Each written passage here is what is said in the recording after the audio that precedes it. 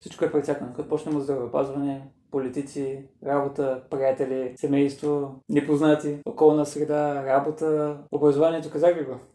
То най-голямото. Телевизия и интернет. И това го казвам да ти обясня, че представата си за света е ограничена. То по естество си е така, защото ти си човек и си живял за ограничен период от време, тази нова среда, която е живота. И затова твоята представа за света е ограничена. Но може да ти бъде ограничена към положителното или към отрицателното. Това вече, сега като ти го казвам, ще бъде вече твой избор, а не да си оставаш на околната среда и хората около тебе и социалните медии да ти кажат, ти трябва да бъдеш с такава гледна точка, че да те потискаме. А сега като ти казах за тази гледна точка, ти ще може да си я вдигнеш до такова ниво, че да ти е по-към успех насочена, по-към мога да си постигна нещата, които искам, мога да си изпълнявам задачите, които си поставям или които са ми поставени. Аз мога, аз искам, аз ще го направя.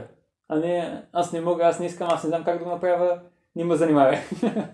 И затова вземи в предвид, че ти е ограничено твоето мислене, то е моето ограничено, но с твоя ум да го ограничиш по такъв начин, че да ти служи за тебе. Мога го обясня накратко, че мислене за успех или ограничено мислене за успех или ограничено мислене за провал. Много повече хора са ограничени в мисленето си да бъде към провала. За съжаление, повечето сме в лоша околна среда. Ние сме просто като някакви гъби, които абсорбираме енергията от околната среда и мненията и мислите на хората. И спрямо това ние си образуваме нашите ограничения. Вече ако си способен напълно да си премахнеш ограниченията и виждаш реалността за такава, която е, не да казваш, аз не ще да гледам лошите неща, искам само положително да гледам, или положителното не ще да го гледам, защото зад него са само усилия, тормоз, стрес и така нататък, и да седиш само в зоната на комфорт. Ограничи си мисленето по такъв начин, който го искаш. Това е.